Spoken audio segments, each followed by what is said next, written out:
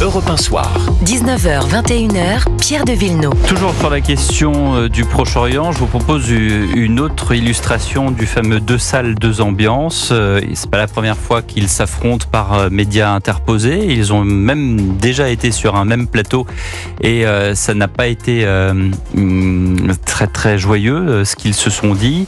Dominique de Villepin et Bernard-Henri Lévy. Bernard-Henri Lévy qui était invité hier midi de l'événement du dimanche sur LCI. Je crois qu'il y a chez ces gens, lui et d'autres, comme à l'autre bord du spectre politique, chez un ancien Premier ministre qui s'appelle Dominique de Villepin, il faut les écouter, il faut les regarder. Il y a autre chose que du calcul froid. Il y a une haine qu'ils inspirent, qu'ils dégagent. Une haine de qui ?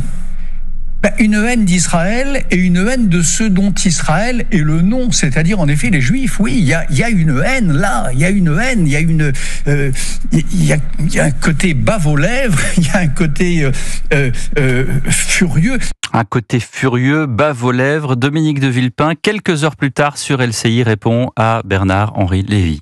Dans le débat démocratique, il n'y a pas de place pour de tels propos. La calomnie et le mensonge nient le débat démocratique. Je ne peux pas accepter de telles paroles de la part de Bernard-Henri Lévy qui portent atteinte à la dignité, à la sienne, à la dignité que tout homme doit avoir quand il s'exprime dans l'espace public. On n'essentialise pas l'autre physiquement. Bernard-Henri Lévy parle de bave aux lèvres, parle de personnages furieux. Suivez le guide. Suivez le guide, dit Dominique de Villepin. Philippe Guibert. Ouais, je trouve que ces débats un peu français sont quand même déplacés, parce qu'on peut tout à fait contester la parole de Dominique de Villepin. Pourquoi vous dites un peu français ? Parce qu'on aime bien en France s'insulter, utiliser des grands mots, puisque quand même Bernard-Henri Lévy le traite d'antisémite. Quand même, pour dire les choses très clairement. Je trouve qu'on monte dans les insultes, mais qu'on perd en qualité de débat. Villepin, depuis le début, a une position différente là-dessus, qui est d'ailleurs pas très éloignée de la ligne du Quai d'Orsay, dont on parlait tout à l'heure. Il en est une des expressions les plus classiques. On peut discuter et critiquer ses propos. Faut-il le traiter d'antisémite ? En quoi est-ce qu'il faut disqualifier toute personne qui a une parole dissonante? Pas le mot antisémite. Hein. Oui, mais enfin la haine des Juifs, c'est pas loin de l'antisémitisme, me semble-t-il. La haine d'Israël et tous ceux qui en sont, c'est-à-dire les Juifs. Voilà ce que dit Bernard-Henri Lévy précisément. Joseph Massescaron, sur ce sujet. Écoutez, moi j'ai été frappé dernièrement, comme à mon avis d'autres personnes, du ton qu'employait Dominique de Villepin. Oui. C'était mais depuis plusieurs mois. Oui, mais non, dernièrement. Oui.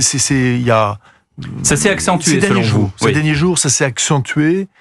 C'est devenu, franchement, avant, c'était évidemment l'histoire du Quai d'Orsay, mais c'est plus le canal historique. Hein. Je dirais que c'est le canal hystérique. C'est-à-dire que vraiment, je ne comprends pas sa véhémence. Alors, est-ce qu'il y a des raisons cachées ? Je ne sais pas. J'en sais rien. À quoi donc il faudrait me donner des explications, parce que c'est quand même une personne qui a été Premier ministre.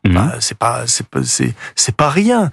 Et tout d'un coup, je me souviens de la phrase fameuse, enfin du mot fameux avec lequel Bernadette Chirac l'étiquetait.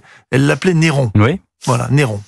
Eh bien, je me demande si Néron n'est pas de retour. Voilà, c'est-à-dire que ce personnage qui veut, comme d'ailleurs Mélenchon, c'est-à-dire qui est prêt à enflammer la société, mais justement. Voilà, et à donner dans une forme de lyrisme romantique et échevelé. Mais à quel prix ? Pour lui, parce que c'est vraiment tenir ses propos comme M. Mélenchon, c'est être vraiment un incendiaire. Oui, mais aujourd'hui, là, je suis pas d'accord. Éventuellement électoral. Écoutez, il faut lui demander, parce que franchement, le but, c'est pas le but de la raison, parce qu'il ne donne pas de solution.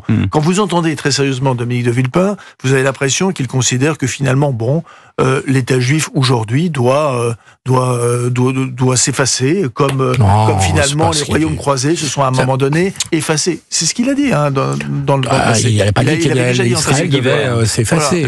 demandé à Joseph justement, attention. La Dans le comparaison passé- que tu fais avec Non, mais- Mélenchon, entre Mélenchon et Villepin, justement, à mes yeux, n'est pas justifiée. Mélenchon a joué avec tous les codes de l'antisémitisme. Depuis 6 mois, depuis 1 an, plus précisément. Je trouve pas que Dominique de Villepin a joué avec ces codes. Alors, on peut, encore une C'est fois... dommage que Gilles-William Goldnadel soit pas là, parce qu'il vous dirait autre chose, je pense. Oui, mais je voudrais que... Enfin, je veux moi, je vois pas la je veux bien différence. entendre les Non raisons. seulement je ne vois pas. Je veux bien Alors, non voir seulement- ces déclarations. Je poserai la question demain, J'allais il sera plus loin. là. Non seulement je ne vois pas la différence, mais là, je prends le pari devant vous ce soir que ces deux-là, à un moment donné, vont se retrouver, soit pour cette présidentielle, soit à un autre moment. Ça se voit, ça se sent. C'est-à-dire que vous avez été journaliste politique, vous voyez vraiment une sorte de convergence, non pas des luttes, mais une convergence des buts.